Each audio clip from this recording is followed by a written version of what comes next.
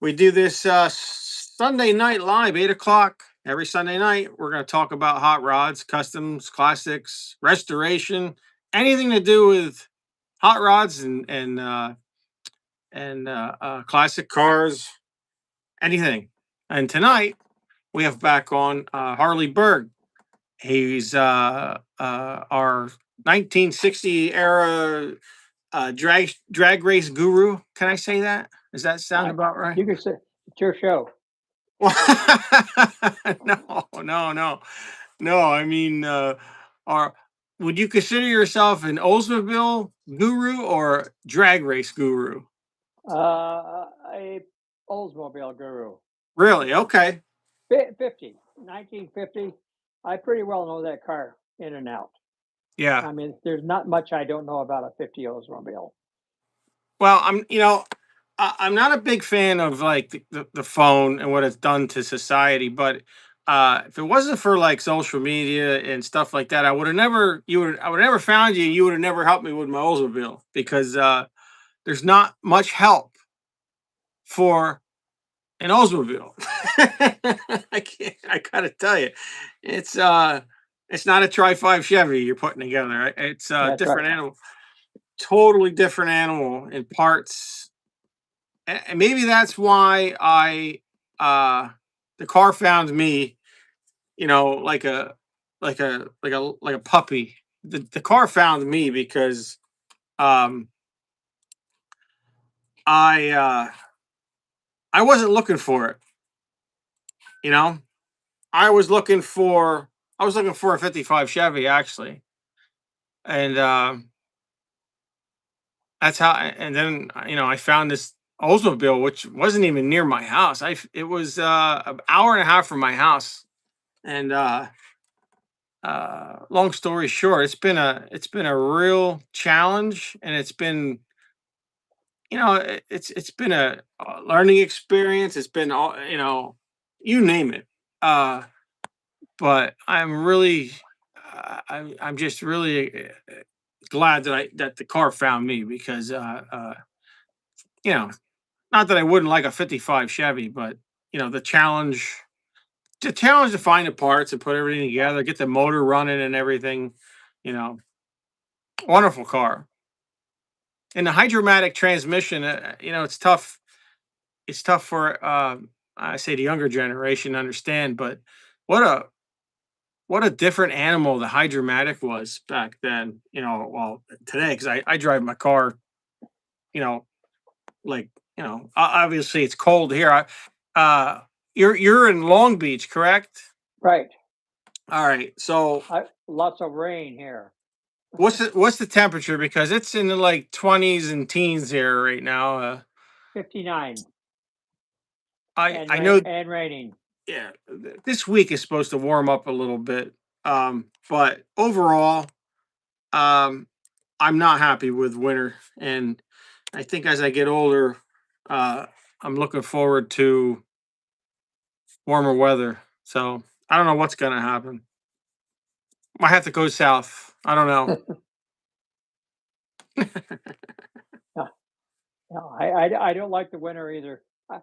California is kind of a damp cold. Eats into your bones if you go out. Where not necessarily, it's just cold where you are. I mean, really cold.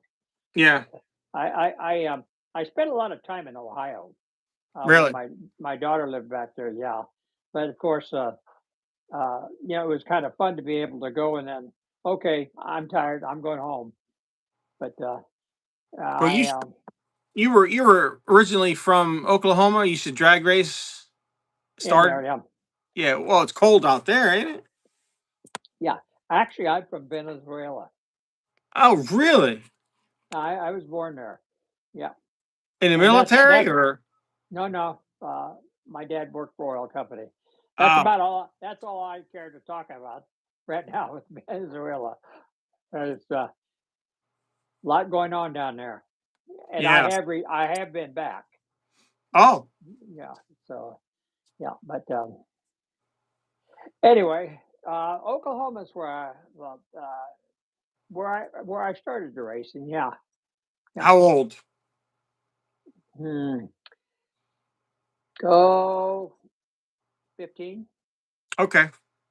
Oh, flathead Ford, flathead, then a Pontiac with a straight eight, then a Olds eight in the Pontiac, and uh, then my a 50 hardtop that I bought. A lot. I played a lot around with the GMC 270 and 302 GMC engines in a 48 Chevy Coupe. I love that engine. I had a pretty nasty little uh, 48 coupe with the 270 actually uh, would not run it, but gave me less trouble than the 302. But I had like a Howard 5 card manifold, Wayne 12 Ford head, a pretty nasty car for about 2 blocks. And then, well, that's about the time the 55 Chevy FIs and stuff were coming out, and some of the 413s and the Mopar 361s with the dual quads and stuff, and you weren't going to outrun them too much. They a lot of street racing here in California at the Really? time. Oh yeah, lots What's of it. what was the scene like from Oklahoma to California though? Well, it was just more amplified here in California. But when I was back going to school at Spartan, uh, we go to a drive-in like they did around here, like we different places. They had a place in Tulsa called Cotton's, and you go there, and they didn't race for money; they just raced for the fun of it. Uh, Alongside where the drag strip is now in Tulsa was where I lived. There was a barn on the actually on the property where the drag strip is that I changed an engine in a Buick with a friend of mine. I can remember that to this day. But they had what they call Douglas Bomber Plant Road, which is a 4-lane concrete that ran along a huge long building where they built the B-47, Right. and that's where we go there to race. You could race, and there wasn't going to be no highway patrol around because there was no place for them to hide. You could make a pass down, turn around, make a U-turn, and go nail it. You know, but and it was all for fun. The built flathead Ford would run pretty good. Break parts like crazy though. Yeah. Yeah, Nope. the engines would run, but the rest would a lot of rear end changes.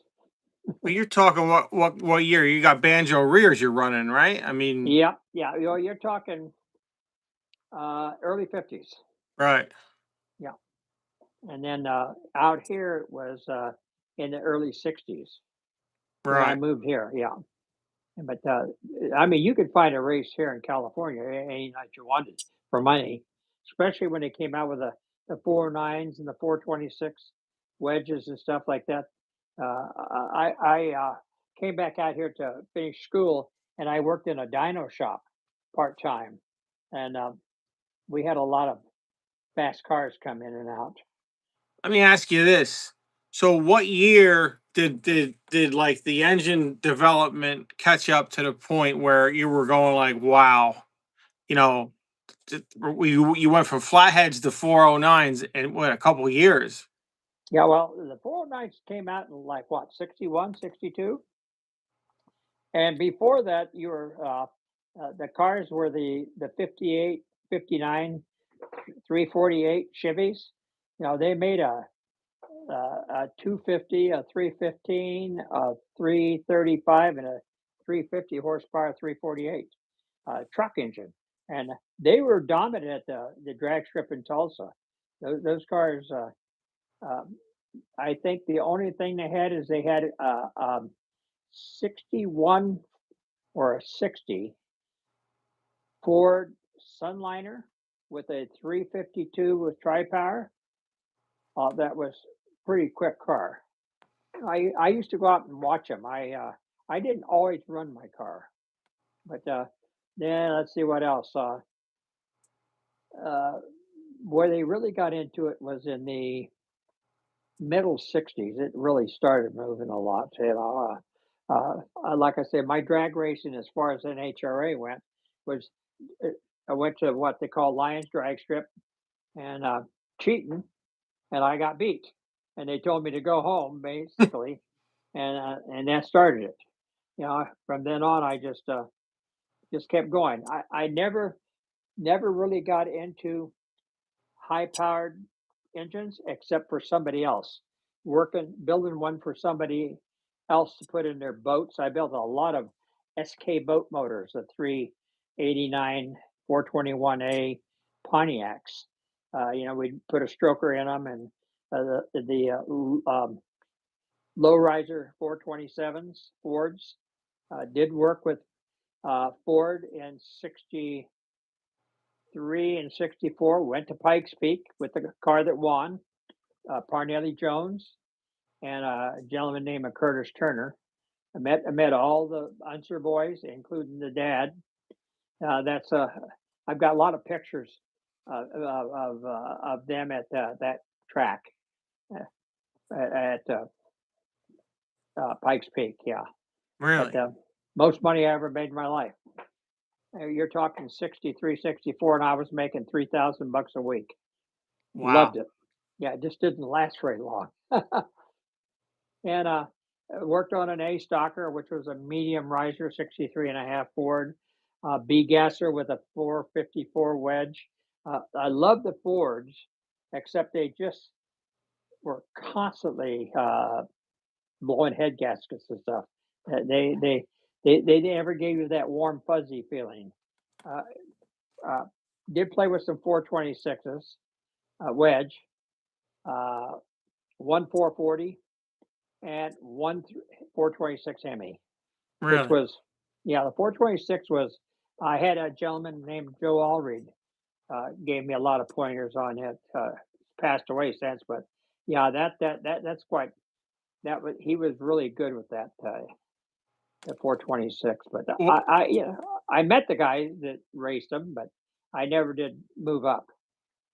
well, that's all Uh, they run now, oh, even to this day, right? I mean, oh yeah. they never It, improved on that.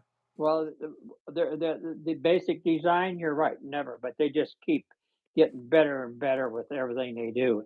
I when I wasted this engine in my car, it kind of caught me off guard. Why? I'm the guy that built it. Why did you do it? And so I got into uh, googling and looking at, and some of the stuff they do now is just phenomenal. What when they talk about, I watched an article, a YouTube on what ethanol, alcohol, all the different fuels do to an engine. They were running an engine for 20 hours, a 3.5. The wear and tear on the rings, they can measure so much more. The engines are so precise now. They squeak every bit of power they can out of them. I, it's amazing what they Now, can do to these. did you tear down your motor? How much? How many times? Let's Uh, say. the drag racing motor? Yeah, yeah. Well, head-wise, you do it maybe once in a while, check springs and stuff. Bottom end, you do a leak down. If the leak down was good, leave it alone. Really? And then, you're constantly playing. Well, you're dealing hundreds of seconds. You have to remember that. That's where a lot of people don't think it. I'm looking for a tenth of a second is a whole bunch. If I go to a drags and I've got somebody, the field covered by a tenth of a second, I'm to be reckoned with. But just trying for that, just little stuff.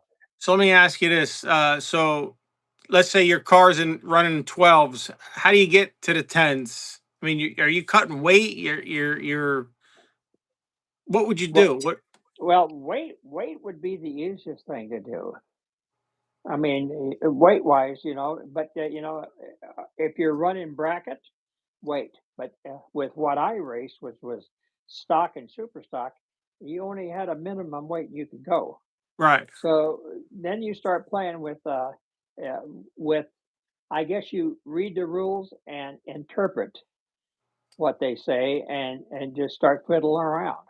Uh, a lot of people, you can't bolt nitrous oxide on them, and if it says you can have a thousandth of an inch more, you better take it because you're dealing with a hundredth of a second. You You you know, never you weren't running nitrous oxide. no, That didn't no. come out. I mean, now you can run it, on the street car. Well, they'll impound your car here if you have it hooked up. Oh yeah. My Volkswagen was set up for knots, and Okay. I didn't, but it's a quick power. I mean, you can pick up 25, 50% with a shot. It's like a turbo. To me, a turbo is really good. It sits there and does nothing till you ask it to do something. Right. Well, But if you have yeah, go ahead. oh, your cars are naturally aspirated. You're not running Right. no No. fuel injection or anything. No. But uh, it's very fascinating. I love to hear you tell me how much the cost of parts was back then compared to today. Uh, just the price for anything. Well, cheap pistons are expensive here.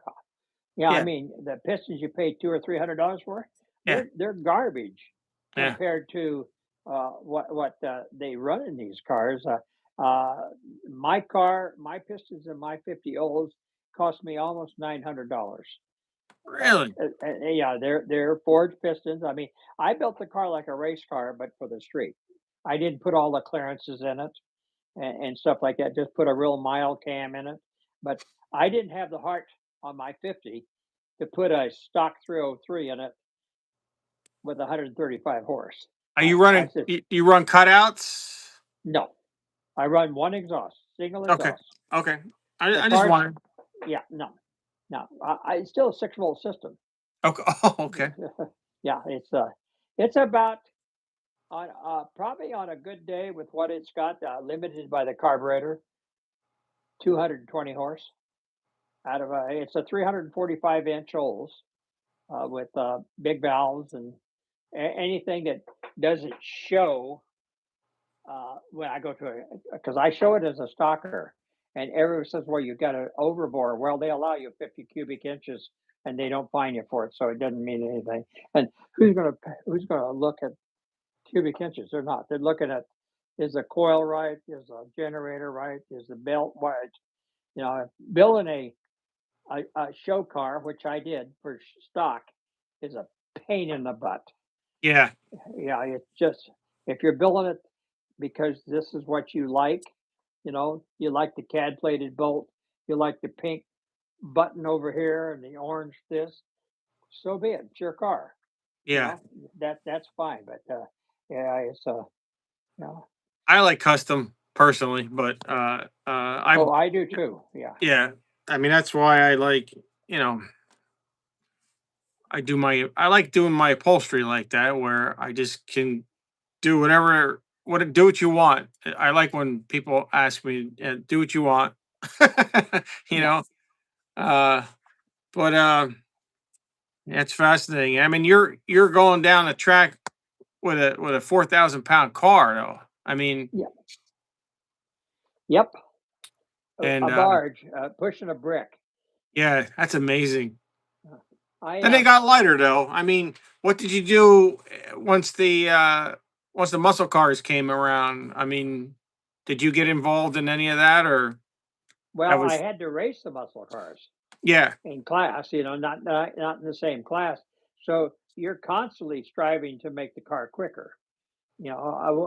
When I first started off racing the car, I think the first Winter Nationals I ran was 1962 or one, and the car ran 1746 at about 85, 86 miles an hour and a quarter mile. That's with me doing my first blueprinted motor, and I didn't have fancy pistons and stuff in it, but that was enough to set the record. I raced the car till 1971. When I quit racing the car, I was turning a 15 flat at 90 miles an hour. Now, the car with a stick in it was a whole lot quicker than a hydromatic. Not off the line, but if I could stay with you off the line, there's no way the hydromatic could outrun the stick. I ran about 2.5 miles an hour quicker. There's a lot of good running cars out there back when I raced. I mean, from all over the country. Yeah, but and it kind of formed like you had a group within a group. In other words, we had the Valley Boys here. Most of those were Chevrolet guys, 55s, 56, 57s. And then back east, they had them. Back east, I always said went quicker because they had all winter to cheat. They get in the barn and figure out. They acid dip the cars and everything.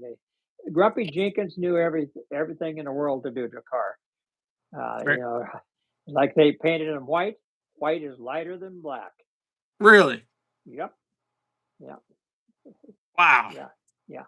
But I did work for NHRA for 2 years as their stock tech director in Division One here, which gave me a chance to look at books and stuff. But it never worked out when I got my new job. I couldn't work with that. I was gone too much. But You're still involved with the Oldsmobile Club out there, correct? I mean, you're I'm in every club there is, all the clubs that I can. Antique, OCA, Southern California, Northern California. Yeah, that's my clique. I'm like when you called. That's what I do. I like to. Can I help you? really, that's great. That's what. And do I know everything? Hell no. And Um, and I don't get into some of the um, uh, Facebook questions. Like what brand oil and stuff. I just don't go there. It just is like or there's questions that just open up a can of worms. And what they're saying may not be what I do, but it's still, yeah, it'll work. That'll work. But yeah, but that's what I like to do. I like to help anybody that, yeah, and I can't physically help them, other than carburetors, distributors, and stuff like that. I can do that stuff. It just takes me a long time to do them now. And I build my own carburetors, my own fuel pumps. I do all the Pertronics ignitions, my wires, generators. I do all that. I'm like you. I do it myself. I do. I have two of those fuel pumps sitting Yeah. on my well, one's in the car, one is needs to be rebuilt. I mean, that's a work of art, just the fuel pump. Well, the thing about the fuel pump and where people get is there's hooks inside that push and pull. Uh, they miss it. They don't get the hook, and then they say, "Well, I did it, but it didn't work," and that's because it's not doing anything. And once again, if you're doing a your car, you have electric wipers. No. Okay, right. But if you do a good valve job, all that double diaphragm does is makes the wipers work better. You don't need it. Well, that's my wipers are I have it right into the top of the fuel pump, my wipers. Right into Yeah, the um they have a dual diaphragm. That's basically right. It's a what booster. yeah. Why they're very expensive to buy. Uh I never looked into like upgrading it or updating it to something more modern. I just like the that part can stay stock, I guess. I don't know. Uh, I'm not a big electric fuel pump, per se, unless I have to, unless you're stuck. I run the stock. I run the stock fuel pump. I think it was $350 or oh something. yeah, they're expensive. Yeah, I must have 20 or 30 around the house here. Uh, eh, eh, it's a pain. I made little wires and stuff so I could get in there and hold those uh, uh, the hooks. They float. Yeah, And like I said, if you're not driving it in rain, just worry about the fuel pump part and screw the vacuum. yeah. Yeah, it's just it's yeah, but the thing that through my years, I found out that a GMC truck, 56, 57, is got a single action pump. It Really? doesn't have, yeah, and you can get them. And I am not sure that you couldn't buy a Chevrolet fuel pump and just change the arm on it. And that Oh, arm is, yeah, you can take the arm off yours, put it on there, and have it fit. Yeah, I run the electric pump just because the car sits sometimes, yeah. but I don't use it all the time. It's just there in case I need it. But yeah, it's Well, that's a question for you too, because if I let the car sit for a week, I mean it cranks and cranks till it gets fuel. It's not, it doesn't like to sit. that's true. They don't. No, Do you have ethanol in your fuel? I try not to run it. I run. I have non-ethanol fuel here.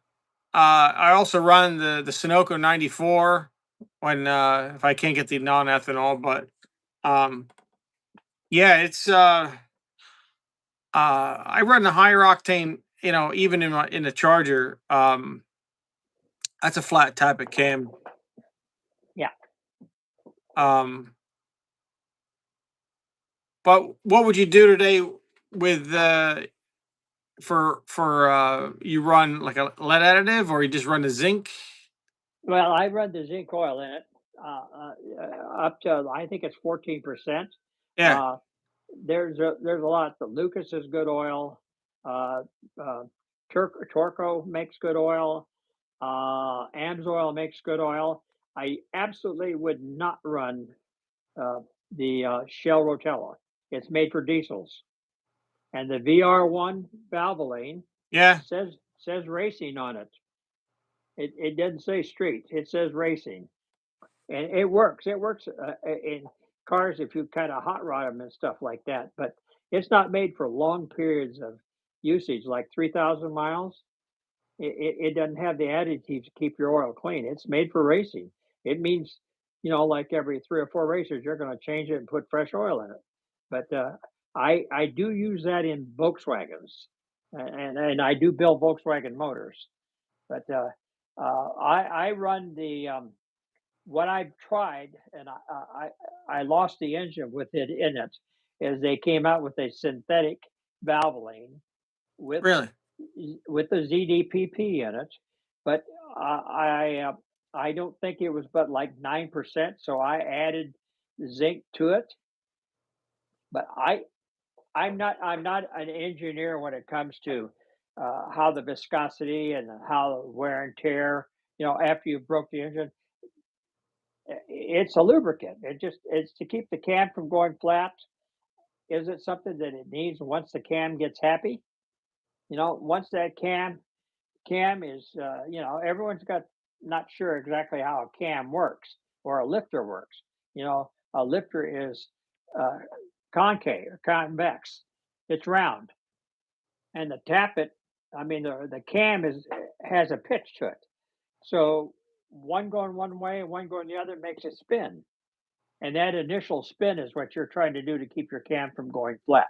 So when you start your engine up new, uh, it's nice if you can crank it and won't lube it. And if you, nowadays they run them with electric motor Yeah, until they're broke off with light spring pressure. But if you've got a car with high spring pressure and you do that, it may not make it. I've had more cams go flat probably in the last 20 engines I've built than I ever had before. Hardly ever go. really. Yeah, yeah, but yeah, it's the initial, and I don't run high spring pressure in my car. My little Ols won't turn but about maybe 5,800, maybe. It doesn't have a carburetor to make it do anymore. They're just a little. I think that carburetor might be pushing it somewhere around 350 CFM, maybe. Uh, but yeah, yeah, yeah, I mean, I run a Lucas. Lucas makes a zinc. Yep. for old cars. That's But what I always thought the VR1. I don't run synthetic either. I don't think it's. I used to run straight Pennzoil in my car.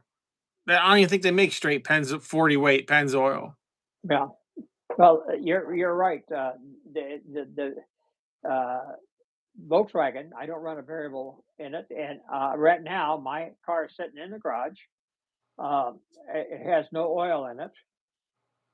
It's got all the spark plugs out of it. The motor's got about 7 minutes on it, and then I found out that I had water in the oil, which panicked me.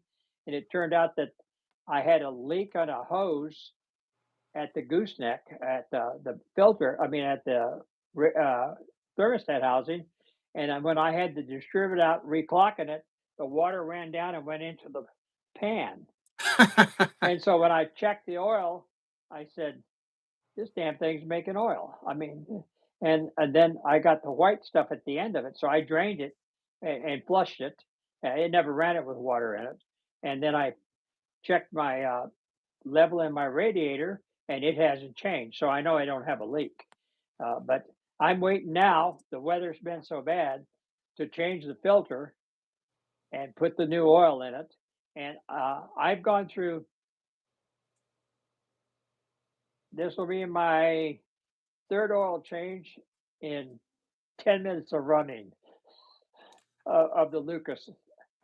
Yeah, I'm a fanatic with oil changes. My That's a none little of my ridiculous. Yeah, yeah. Yeah, no, that's I mean, in initial break-in, yeah, I could see that. I mean, my cars never make 3,000 miles, and I change the oil. And in fact, I got to retorque the heads. I haven't retorqued the heads yet on my Did you use 370. a laminated gasket?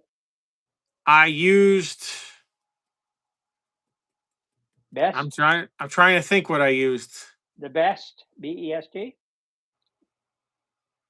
Didn't you? Didn't I get it from? You must have got you. Yeah, you got them from me. You used the Yeah. laminated ones. Yes. Okay, okay. That Then was a year and a half ago. So. yeah, yeah. Well, that's a laminated gasket. Okay. I have J2 shim gaskets on mine. I don't retorque. I don't have to retorque them. Yo, I would retorque yours. Okay. Yes. Yeah. 85 foot-pounds, I think it was. No, I think that's high, but that's all right. You're close enough. I know, I'm But asking. no, I think it's 75. 75. Okay. Yeah, yeah, yeah. The other thing, yeah, I would definitely retorque them. Do you have any leaks or anything? No. Okay, good. No, Yeah, I'm happy. The only thing that uh on the old motors is they once in a while the lifter gets stuck and it taps. Then it they just pump down. Yeah. They pump Yeah. down. Yeah, Yeah. mine does it, and I've got mine. I when it comes to setting valve lash, I'm a nerd. I mean, I want mine. This is what I want. I want it right on the money. I have a friend that owns Manton. They build push rods, and I'll call him up and say, I want them 9.11, blah, blah, blah, blah. And I said, I want them all that size. And I make every one of them that same thing with the valve job. When you do my valves, I want my valve stems all at the same height. Yeah, Uh, cuz explain to everybody listening too that on an Oldsmobile, because my machine shop had to get this just right, because when he planed my heads down and did the valve job, he had to match the push rods, right. because if not, there's no adjustment. No, no, it is the push rods your adjustment, Right. and you could buy some adjustable push rods, or Right. you But could or you could buy some adjustable rocker arms, which to me. So basically, what I do is I have an adjustment. I have a push rod that I made out of a push rod of a Volkswagen, and I just put a screw in the middle that I can make it long or short. right. And I put the head on it with this thing just in there. And then there's about, on an average, 125 thousandths free play from the top of the piston in the lifter down. varies from what lifter you use, and you can use a lot of different lifters in it. Cadillac will work and Chevrolet's work, and then what I do is I go down till I feel it bottom out, and then I put it right in the middle, which is usually around whatever that is 70 thousandths. I cut it right into, like if I had 125, I'd go set. And the closer you get to the zero, the more RPM you're going to, more it acts like a solid lifter. When I raced the car, I couldn't cut the push rods. So what I did is I think I told you this. I used a laminated shim that you could peel, and it's part of an aircraft wing on a DC 8. I could go over to the free stock, as they called it, and pick all the ones I wanted out and have them there. But the one for the oil, I had to make that. I had to cut that and make it. You can lap them on what they call a rocker box lapper for aircraft, and just about get them down to nothing. But after a while, it's a moot point. You're not going to help it any. You're not going to hurt it any. But yeah, like you said, the push rods, the heads are really the heart of that engine. The early Oldsmobiles love compression, within reason. Otherwise, like in my car, I get too much. I've got 9 1/4 to 1 in my car, and I've got a Kelly Smith cam. Uh, it's 108 lobe center, 222 lift, and it's, I mean, 222 duration with a 469 thousandths lift. And it is a happy camper. It is just absolutely a torquey engine. How's The, that sound at well, idle? it's not lopey. No, Okay. it's not lopey. I got a single exhaust, and it's a regular, what they call a 42-inch stock. It's straight through muffler, but it's a stalker, and I've got the tailpipe and stuff as big as I could make it, but it's still restricted at the muffler itself. But I went in and I used a do more and cut all the meat out of the heads and stuff that I could, that I thought I could get away with, to make the exhaust flow better. I didn't do any porting. I block off the heat riser. I don't use that at all. And No. but I increased the compression, the valve size. I've got that written down. I don't try to keep it, but it's stainless. Uh, I'm not sure. I think I have uh, hard seats in the exhaust, but not in the intake. In this engine, but I'm not developing any heat. I'm not begging this engine for power. It's not something that I'm beating constantly. So I think that the Oldsmobiles, especially, have plenty of nickel contact. They don't need it, but that's an individual's choice. You know, I know a lot of the 455 guys do it and stuff, and uh, I take my hat off to guys that race a 455. Uh, it's not my canoe. I don't want to ride in it, but I Yeah. mean, I built a few of them, but I'm not a guru at all on a 455. What don't you like about them? I think they're absolutely a torque. I think a Buick is a much better engine, and a 425 is much better than a 455. But the guys that race the 455, the ones that are good, uh, they do their homework. It's got a weak bottom end. You got to put a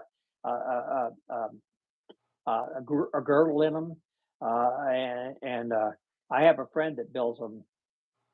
Uh, Rocket Science Racing out of Riverside area, and he's got one now that's not a stock overbore at all. I think he said he's putting out around 650 horse. He's got a 72 Cutlass. I'm not sure of the weight. That car turns, I think, seven 1040 1046, about 120 something, Hmm. and it runs and it runs and it runs. It, it I think he raced it for like 12 seasons, and he finally lost a valve. But he does his homework. He puts the good stuff in it. He builds a lot of motors that aren't race motors, but I'm just not a fan of the 455. No, um, I'm not a fan of the 426 Hemi because I don't know anything about them. But Well, and I know they're a good motor. yeah, Well, I mean, uh, we have a swap meet, probably a really big swap meet here in PA. They had one sitting on the back of a truck for sale. You know, regardless of the condition, it was $35,000. oh yeah, Um, now I is sent you a that picture of that Oldsmobile 455. There was a guy selling one locally. I could have got cheap. yeah? Uh, You did. I remember that. Yeah, I I don't know what I was gonna do with it, but if it was cheap enough, I had to weigh out the space I have to store it, and so I let it go. yeah. 'Cause Well, like I said, the guys that have these cars for show or 455s, they spout numbers off like crazy, and some of that stuff is ridiculous. Like the right head, when you're doing a Hurst Olds or a 442 W30 car, boy, they pay out the nose for the right head and stuff that's in good shape. I mean, the right carburetors. Uh, my problem with that, uh, I'm not trying to get off on another subject, with the guys that do all that to those cars, is nobody looks at it. Nobody gives a hoot that you've got the right number of carburetor, other than a guy that isn't a judge. right.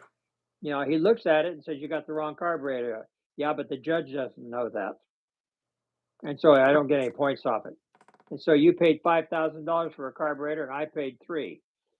That's the difference in it. But it's like, once again, it's your car. Do what you want to do to it. If you want to chrome it or whatever, that's something I have learned about. Uh, I'm not a big fan of the shows that have best of show, uh, because it's the car that got the most points. I think it ought to be people's choice. I think the people should say, "This is a car we like." It might be a Crosley, who knows? But that's a whole different ball of wax. Huh. You know, Now, your shows you go to, are they cut off years, or they have different classes? different classes. I do go to the Oldsmobile shows, and then I'm in a class. But a lot of the shows I go to, a couple here that are local, and one of the biggest ones, we got one that has about 3,500 cars, called Cruise for a Cure for prostate cancer. I've done excellent at that show. Yeah, I've done, but you're getting a lot of cars, and it's a cruise like Good Guys. You can cruise a show too if you want to. I don't do that because I like to go down the night before, leave my car in the building. Uh, they make you put 5 gallons of gas in it. They don't want a lot of fuel in it, and no leaks and stuff like that. But uh, it's right now I don't need any more damn trophies. I just not that I not, the car's done what it's supposed to do. Uh, I have static decals that I can put on it and make it look like it did when it was a race car, other than it's not the right color. Ah, Yeah. But yeah, but so what what are you gonna do with the car? You have kids? Your son wants it, or are they gonna? I I have a I have a grandson that works on it, and Awesome. my one daughter drives it. The other one would drive it if I, needed her to. It's a stick car. It's not a Okay, yeah. hydromatic. Yeah. So I've done everything to make it very comfortable. I'm getting ready to put a new steering box in it, and I've got uh, they're regular brakes, but they're custom. I've got drill pinned, not pinned, but drilled hubs in it and stuff like that. I told you, I think, last time that Yeah. the brakes, it's got exit brakes on it and stuff. Just steers really hard. Yeah, I guess it not going down the road. It's static. You know, when you're trying to park into a spot, something like Really? that. Yeah, and the I older have I get, the harder it gets to steer. Yeah, I have factory power steering on mine. yeah. Um. I can put that on mine. Yours. I could do that, but then it would affect me showing the car, Oh, and so I'm not ready to do that. I Yeah, got you. yeah. Yeah. And What do you? and the other. Go ahead. No, no, no. I was gonna say because I like obviously we're all both stuck in the past, and when I go to shows, I particularly like the shows that are like 1970 and back cars only. Um, but there are the next, you know, there's some shows that let cars go all the way up to like bring whatever you want. What do you think of that? I mean, uh, it's tough to park. It's tough to park next to a guy that just bought his Corvette off the lot. Um, I find that hard to swallow sometimes, you I know. agree. Yeah, Uh, but then another thing is to each his own, I guess. Um, maybe not everybody's mechanical, you know. Not everybody can build cars. I don't yeah. know, but Well, yeah. I had the same thing. A lot of times it's to fill a void. In other words, if they just have their show, they're not going to get any cars. But if they open it up, they'll get more cars and make more money. well, that's the And thing too. yeah, Now yeah, it's yeah. all about money. Oh yeah, it's about money. Uh, and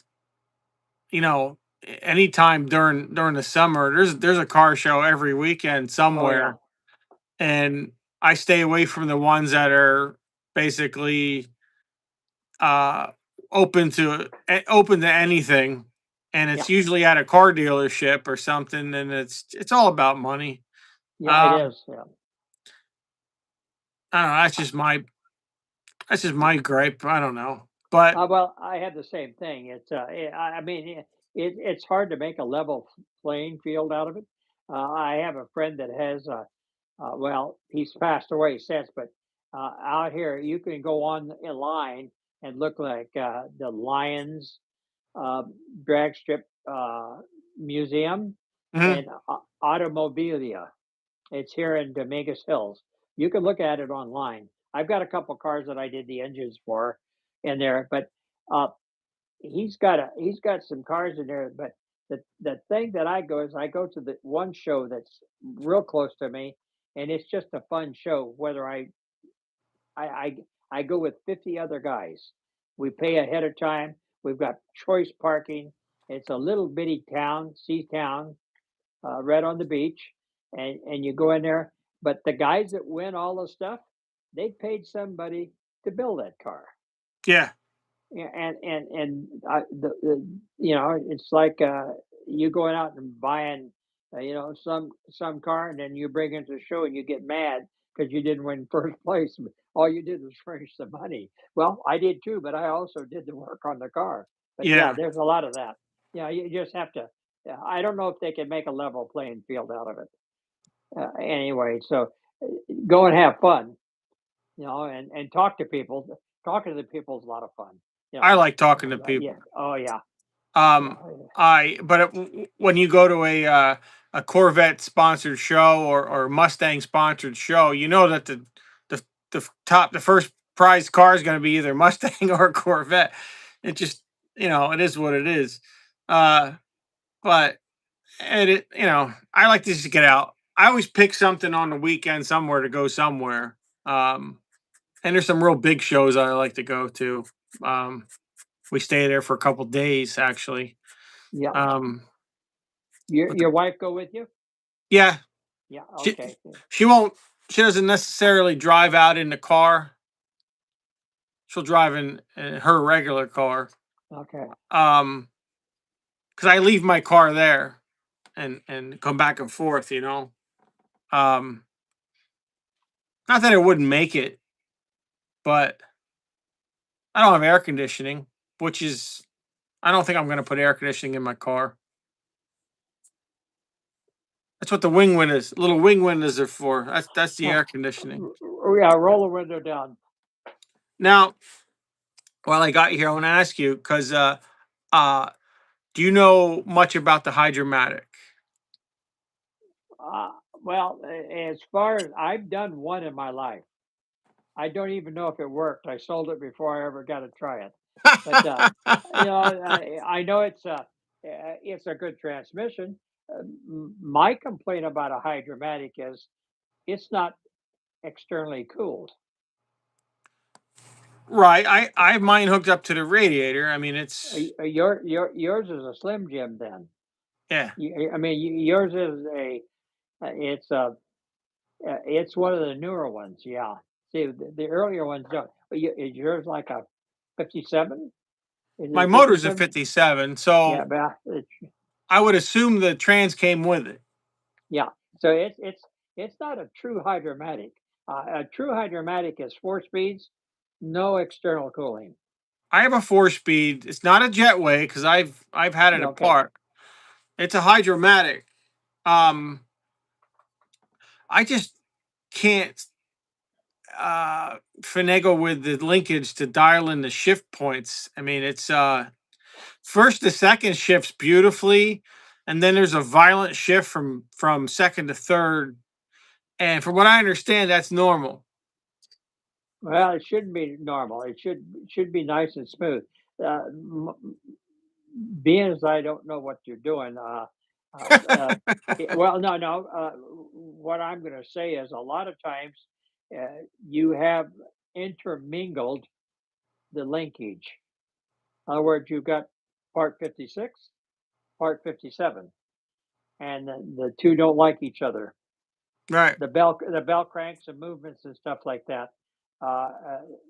Sometimes I think, uh, yeah. So you're saying that you'll take off and it'll shift from one, two, and three, and then it just Well, wham the next well, one. no, no. I'm not talking. I'm not talking like just normal driving. I'm not flooring it, Yeah, that's what and I meant. Yeah. I'll get a nice shift from first to second, but then from second to third, I have to wind it out a little bit to shift to second to third, and then from third to fourth, I have to be like on a highway to go to fourth. But Okay. Mm. and when I say highway, I'm cruising 60, 65 max. I think I got 355s in the rear. Yeah.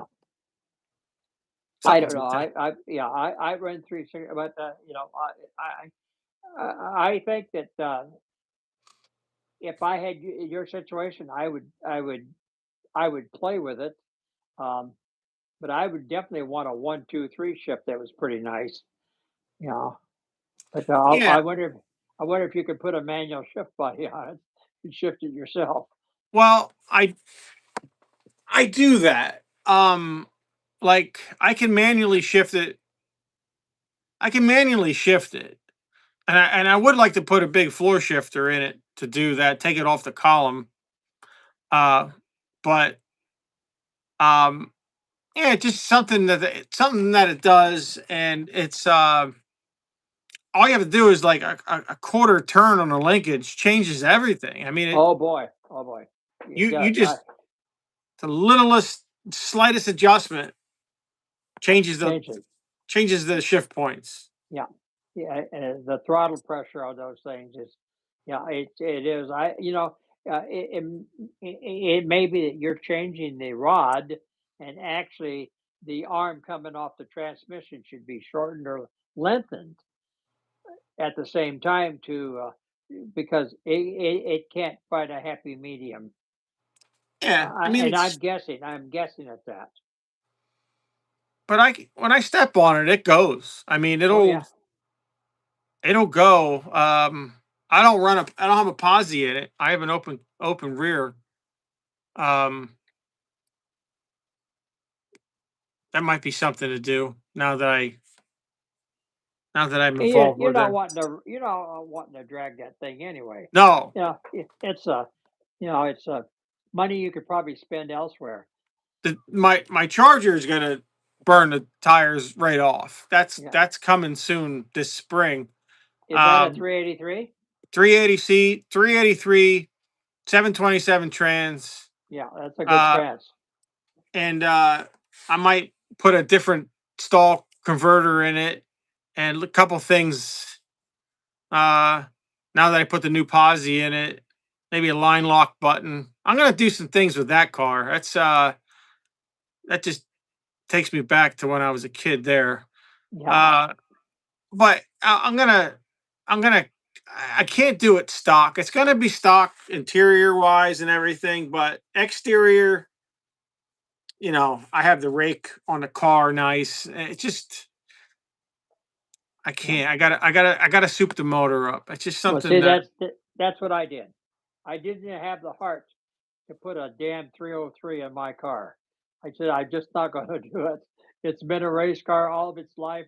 I'm going to give it make it, put some muscles in it, a little bit at least.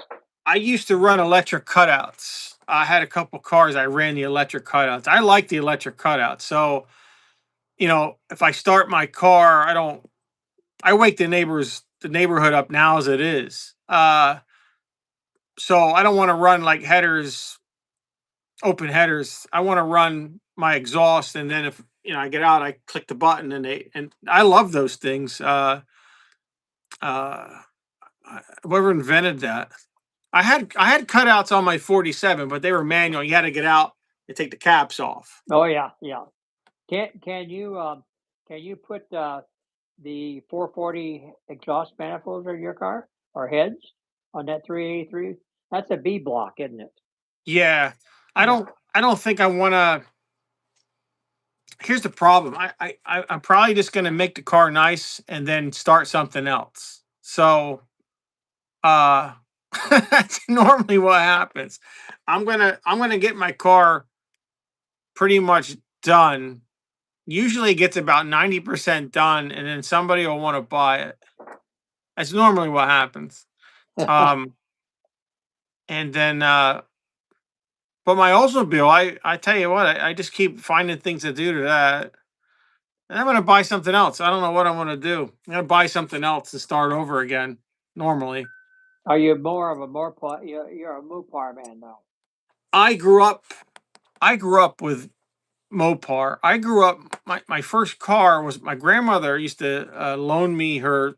She had a Duster, '73 Duster, and it was an off like a light green with dark green interior. A lot of greens back then, and I drove that to school every day, and then Um, when I got out of the army, I had enough money saved up.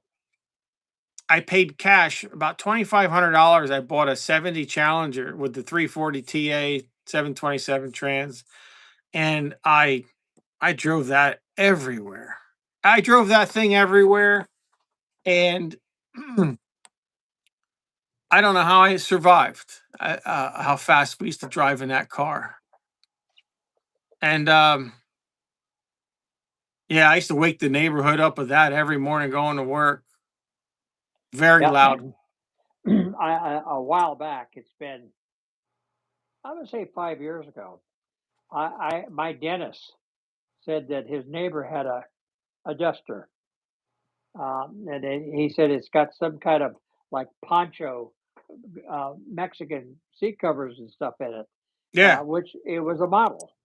And anyway, it belonged to his neighbor, and this guy and his son had put a ton of money in the car.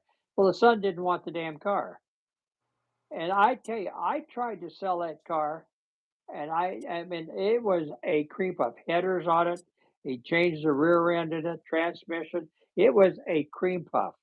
And I finally uh, uh, found a guy that offered a fair amount for it. And I just left it to the owner.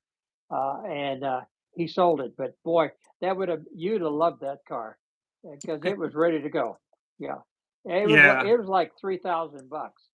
It was cheap.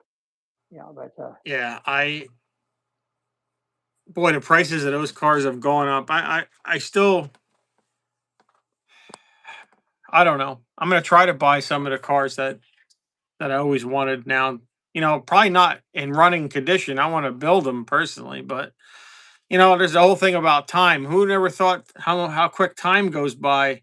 yeah, Uh, it takes a long time to restore a car. I don't know if people understand that, but when you watch television and they take a car in one 30-minute episode and it comes in on a trailer all beat up, and at the end they're crying and hugging and they're driving away. That took 3-4 years for that car to get done. yeah, that's quick. Yeah, And that's quick, and that's with a shop of 5-10 guys working on a car. and Um, they all knew what they were doing too, or yeah, most they should have. Yeah, yeah, yeah. right, You're right. right. So I've always, yeah, this is, I enjoy it. Now, I do take all my pictures, and obviously I do videos on all the cars I restore. The Charger, um, that was trailered here. I mean, it didn't run.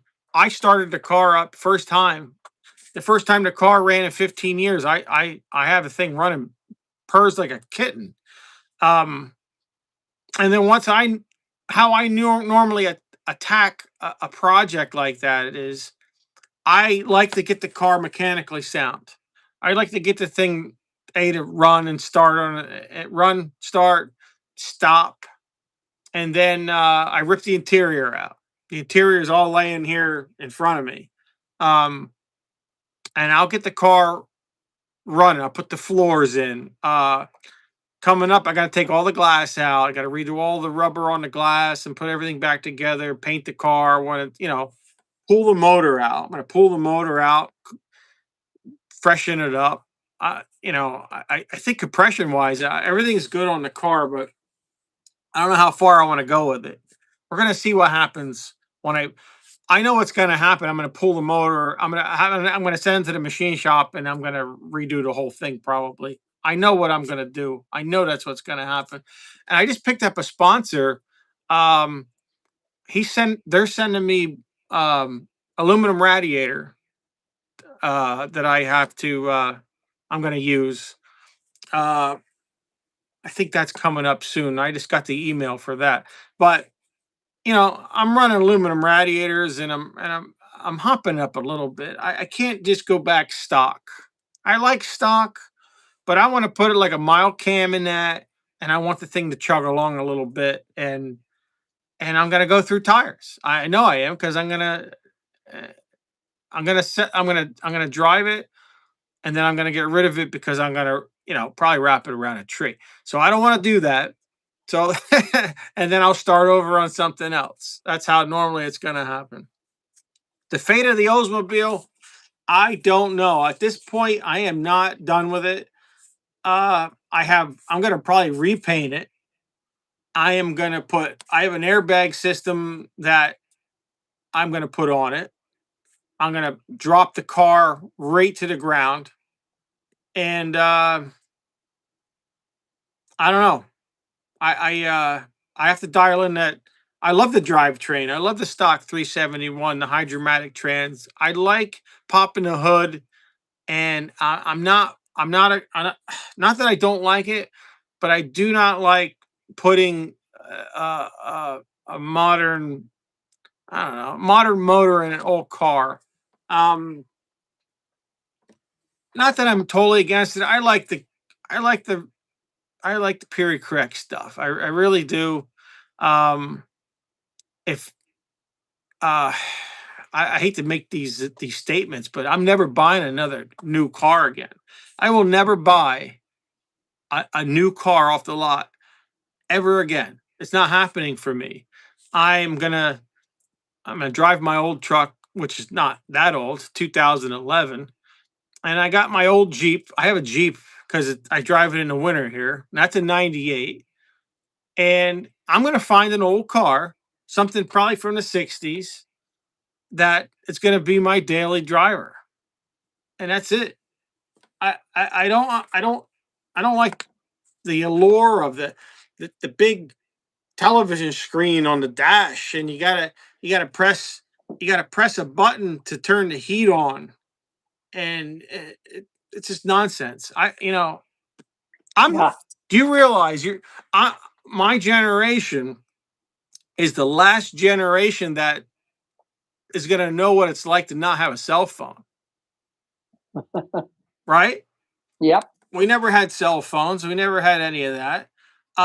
Doesn't matter what car I'm in. I turn around to back up, or you know what I mean. I don't look at that little TV screen. I can't do the TV screen. But that's I sound Yeah. like an old man. That's right.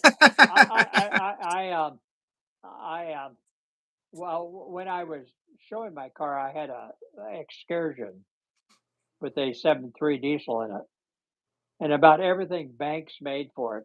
It was Right. pretty nasty little truck, but it got the nickel and diming. So I, I went out and bought a Canyon. It's a Colorado, Okay. not a Canyon, but a Colorado 4-cylinder diesel. I love that damn car. That thing is so much fun, and it gets unreal mileage, does everything I want, and it's probably my last car. But what I was going to tell you, you know, the heater quit. I said I was coming back from up north, and I said, "Boy," I said, "I'm sure glad I got the electric seats in this thing." I said, "I'd freeze my rear end up." And so when I got back, I took it in. They had to change the squirrel cage. It blew the air. $4,089.47. Wow. They had to remove the whole dash out of that car. Wow. And I I went ahead and bit the bullet finally, um, because I said, well, they're going to get in there, going to mess with everything in the world. And when I got through, I said, she showed me this little black cylinder about the size of a toilet paper roll with fins on it. And she said, see, it broke on the end here. And I said, well, it's plastic. She says, well, they've improved it. And I looked at her and I said, don't tell me that. She looked at me kind of funny. I said, you're telling me you got a problem. Why don't you pay for it? This is Wow. at a Chevrolet dealer. I said, and then you come up and tell me that. I said, and I never gone back. Yeah. I went in and talked to the manager too. I said, "You guys ought to eat some of this." And I said, "This is absolutely ridiculous." It had 21,000 miles on it. Yeah. Yeah, but I don't drive it that much. But that thing gets like 40 miles a gallon on the road without trying, and it'll pull your Oldsmobile on a trailer. I can't figure out how it What does. It what's diesel out in California? How much a gallon? about 450. Really? Yeah, the gas here is ridiculous. They just what they do is they keep adding tax to it, and then they just add more onto it instead of doing a well. We're going to do this for a while, and the roads are horrible. They're not. Really? It's supposed to improve the roads, but yeah, there's a big article or YouTube thing that I listened to. The guy tell us how they do it, and they keep. Uh, it's not. It's probably something like that at where you live too. We You do know, the same thing. We have a toll bridge that was supposed to be. They were only going to take tolls till the bridge was paid for. Well, that was back in 1958 or something. And the tolls are going up. You know, they still take tolls yeah, anyway. eh, that's horrible. But yeah. what do you go to like retro drags? Do you still go to the I strip, do. or do you? Yeah, I went to well, the only drags we have local anymore are the Winter Nationals and the World Finals at Pomona, which are big races for NHRA. Yeah. Other than that, it's Bakersfield, which is about 125 miles from us. and they race anything.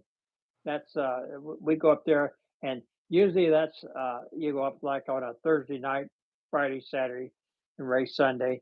And if you go with somebody, uh, you're going to spend $150 a night for a motel, and if you go with a couple of guys, that not afraid to room together or something, you can, and it's not very far away.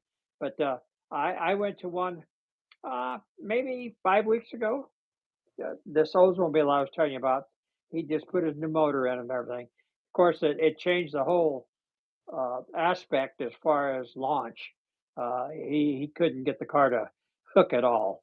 Uh, he tried tires, which would be a not cheap, but a quick way of remedying a situation. He went from a flex wall to a stiff wall, and that didn't do it. I told him I watched the car, and I consider myself pretty good at it. And I told him the car just unloads immediately. Unloading means it lifts and goes right back down instead of carrying the front end down the strip a little ways. His doesn't do it. And you see these guys at the drags now, they carry the front end quite a ways on some of these cars. But Right. he doesn't do that. His car doesn't hook that way. He's got wheelie bars on it, but wheelie bar can also unload the chassis, you know, lift the back tires off the ground. Yeah. But yeah, I told him, I said, he was saying, I'm going to do this. I said, why? I said, you're running a bracket. I said, if the car will run 1046 and stay together and run and run and run, leave it alone. I said, now, if there's a reason to go 10 flat, then, you know, do it. But if there's no reason, it's not going to help you any, then, why abuse your motor? Uh, it's, but he's really very, very sharp. He's a good engine builder. Yeah. A lot of guys bring their engines to him. Yeah. Well, He's if you can't, you would know. I mean, you if you can't transfer that power to the tires, it's right, useless. So right. Well, especially with a stock 135 horsepower car like I race, everything was about how quick can I go for the first 50 yards? Because I'm damn sure not going to go any faster after that. I'm pushing my brick.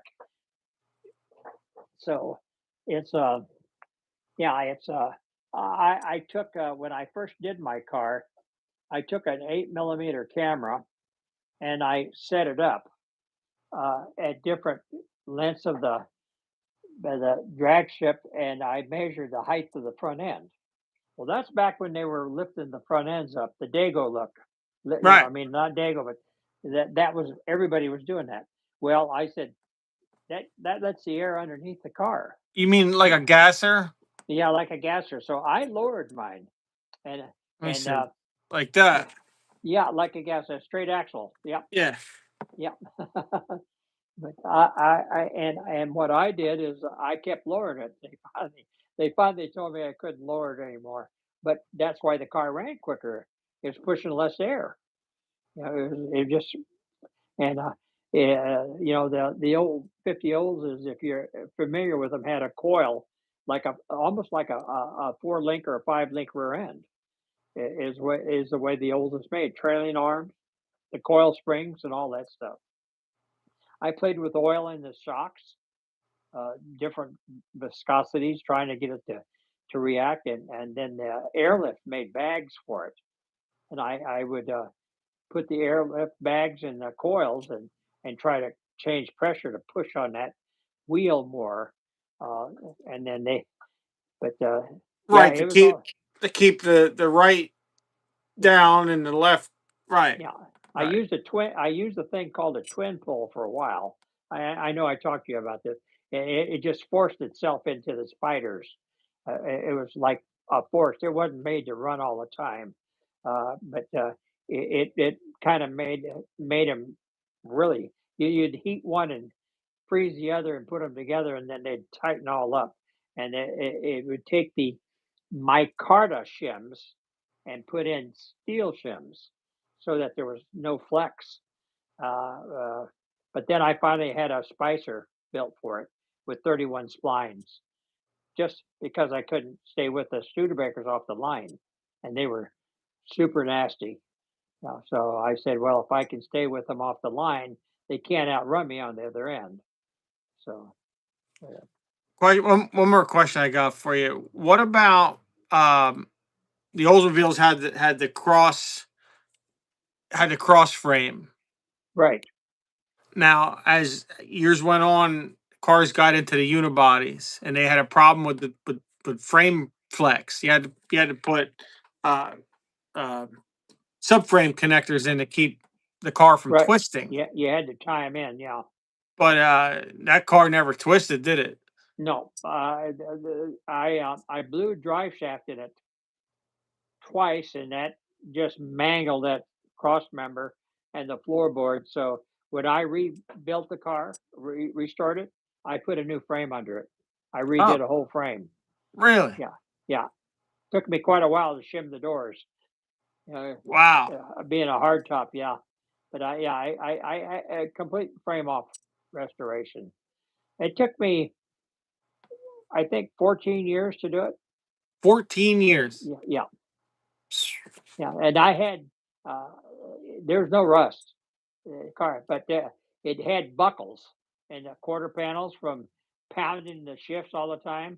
Yeah. The back end's kind of bowed on it, so they had to go in and shrink all the metal on the back quarter panels and stuff, and, they did that, with the new chrome, new stainless. Uh, Not that I needed it, but I took new stainless, Futuramic moldings, and they would contour the body to that. I had an excellent body man do the car. I didn't do the body, I didn't do the paint. I did everything else to it, the car myself. I built the engine, built all the frame, powder coated rear end, it's got all 304 stainless fuel lines, stainless steel brake lining. I mean, wheel cylinders lined. All that stuff is done in it.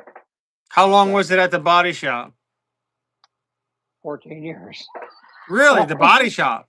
Well, it was pretty close. Yep, yep, Wow. yeah.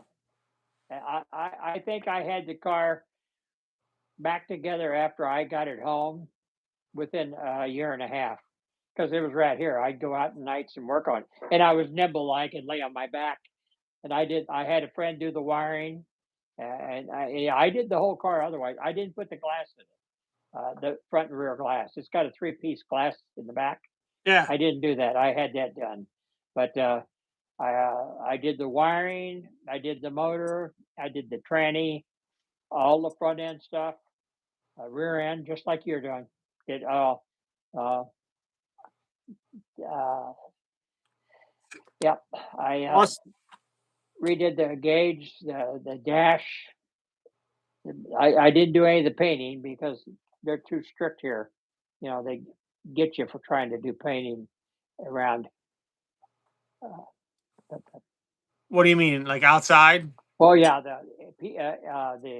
the state would, yeah, QMD would Really? come after you. Yeah, it's funny. They you could do it, and if no one complains, no problem. It's the one that does complain causes the problem.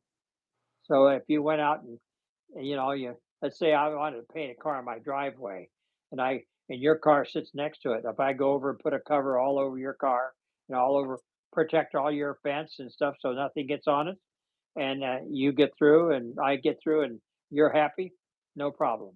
But if I get paint in your car, then I'm in trouble. So I hardly even do anything but small can spray. What about this latest thing with these pop-ups paint booths? I see a lot of people using them. I don't know much about them. Be honest with you. Well, they're like A they tent? inflate I like know a what you're talking about, like a balloon, huh? Yeah, yes. yeah. And they have filters in them and everything. Everything's in them. Wow, Uh sounds like a and good deal. well, because I painted a few cars in this garage, and I always used, my exhaust fan and the green filters. The Yeah. really and I never got an ounce of spray out of the garage. It all stayed in that filter and nothing came out. So maybe the smell, but other than that, actually clear coat, you're not even supposed to, you got to use a respirator, not just a respirator, a fresh air pack when you Yeah. spray clear coat now, because it's got uh Carcinogens in it. I guess it'll kill you. I used to spray that with just my mask on, years ago. Well, I I appreciate coming on again. I like I Just like to reminiscing. well just keep talking. I could talk and talk and talk. Um we had a good time. I don't want to keep going over the same stuff, but we will always find something new to talk about. Uh was it good to see you. I'm glad you had a nice thanks Oh yeah. Christmas, New Year's. Time's flying. I'm ready for spring because it's cold here and I don't like it. I can't go Yep. outside with the cars. Yeah. Yeah. W- the friend of mine, uh, that's he sells a lot of stuff on eBay. Pictures. Yeah. Legacy, I think is the name of his company. Pictures and signs and stuff like that. We're going to put together a 324, and we're going to make a video of it. Oh, Uh, great. yeah, so when we do that, we may tie in with you on that. That'd be fun to do. But Oh, that'd be great. yeah, yeah, You don't see that. I mean, it's not something that, it's I don't want to say old technology, but it's not like something, it's very nostalgic to even say that, gonna build a 324. Um, but somebody gotta do it, right? well, maybe I should find something new. I mean, I've built, I guess, gosh, I've built a 409. I built a 327 was one of my favorite motors. A couple, two or three 265 Chevys. I mean, I like them, Yeah, but and many a Ford and a ton of Pontiacs. Uh, really. Yeah. yeah, a lot of for boats. I used to build. I mean, not it wasn't my business. It was my company I worked for, but I used to build those things a lot. Yeah, I like the Pontiacs, like the Buicks too. But Uh, yeah, we'll have to do it again. But I'm gonna maybe get do a. something. You know, if I could ever get this garage of mine straightened up, uh, uh, I do Pertronics. I do a lot with distributors. I've got a synchrograph. Also, if you wanted to do a fuel pump, Yeah. I'd get you. I might even be able to furnish all the goodies for it too. I've got a ton of stuff for them. I mean, I have a new one, or somebody rebuilt it. But I have the old one that has to be rebuilt. I think I have the kit for it, but I don't think I didn't bother looking into it yet. Yeah, well, what I did with the fuel pump on my car was right out of a box, made back in the 50s. I put it on the car, and I'm gonna guess I put 12,000 miles on it. And then they were having a national show in Denver. And at the time, there was one, two, three, five of us that had 50 Olsas, and we drove those cars to Denver. We went from here to Flagstaff to Albuquerque to Denver. We're talking 117 degrees in the desert. So I said, I'm going to put one of those diaphragm kits in it. So I just took it apart and put the so-called ethanol, and I got the kit from Terrell. and I changed it. I did not change the vacuum because it doesn't have anything to do with the fuel, and the fuel is what heats that up. It makes it stiff. But I think the reason that pump lasted as long as it did is I use Marvel Mystery Oil in my car. Okay. I put that in, and I use it more like a stabilizer to keep the ethanol suspended. So, you In know, your gas tank yeah, and oil. no, I don't put it in the oil, Just a just gas the tank. gas tank. Yeah, and I add about 8 ounces to a tank, and I carry a big jug in the back, and I use that. You know, it and I think that's what made it last. It wasn't giving me any trouble. I just said, well, I'm going to change it. But you really can't increase the fuel pressure on one of them.